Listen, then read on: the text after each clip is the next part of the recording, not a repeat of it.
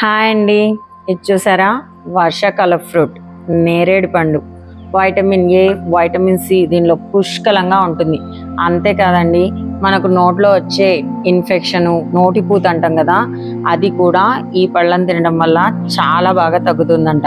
అంతేకాదు, దీనిలో ఉండే విత్తనాల పొడిని కనుక మనం బ్రష్ చేసుకుంటే మన దంతాలు, మన చిగుళ్ళు కూడా బాగా బలంగా తయారవుతాయంట.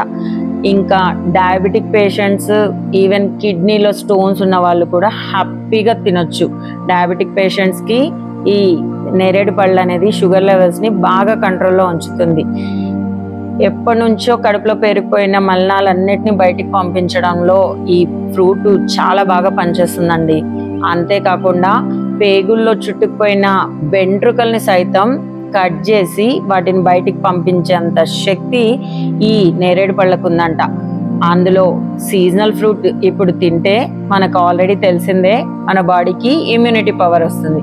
సో ఇన్ని ఔషధ గుణాలున్న ఈ నేరేడు పళ్ళని మనం మన డైట్లోకి యాడ్ చేసేసుకుందామా?